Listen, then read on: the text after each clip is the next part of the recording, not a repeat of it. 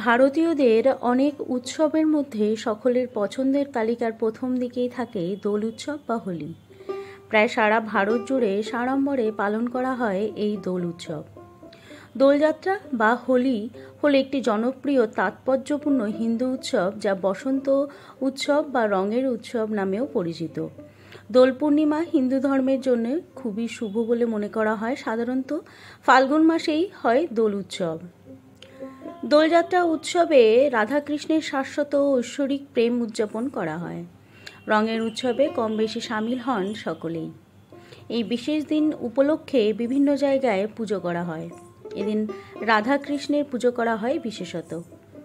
বৈষ্ণব বিশ্বাস অনুযায়ী দোল পূর্ণিমার দিন বৃন্দাবনে শ্রীকৃষ্ণ আবির নিয়ে রাধিকা ও অন্য গোপিনীদের সঙ্গে রং খেলায় মেতেছিলেন। আবার শান্তিনিকেতনে রবীন্দ্রনাথ ঠাকুর বসন্ত উৎসব চালু করেছিলেন। তাই রঙিন এই উৎসবের দিকে মুখিয়ে থাকেন অনেকে। ভারতের ব্রজ অঞ্চলে যেখানে শ্রীকৃষ্ণ ছোট থেকে বড় হয়েছেন, সেখানে রাধাকৃষ্ণের স্বর্গীয় ভালোবাসার স্মৃতি হিসাবে দিনটি রাঙা পঞ্চমী হিসাবে উদযাপিত হয়। বসন্ত সূচনার সঙ্গে হোলি প্রেমের উৎসব হিসেবে দিনটি পালিত হয়।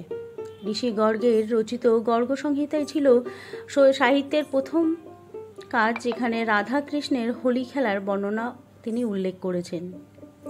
বসন্তে চারিদিকে এক অন্যরকম হাওয়া বয়। প্রকৃতিও তার চারিপাশে ঢেলে দেয় নানান রকমের সাজসজ্জা।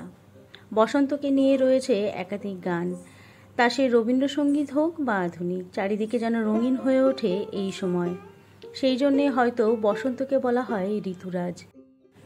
নমস্কার বন্ধুরা, আমি রিয়া। আমার চ্যানেলে তোমাদের সবাইকে অনেক স্বাগত। আজকের ভিডিও দোল পূর্ণিমা কবে পড়েছে তারই একটা ছোট ভিডিও তোমাদের সঙ্গে শেয়ার করব, কখন পূর্ণিমা লাগছে। তো চলো জেনে নিই কখন এবছর পূর্ণিমা লাগছে।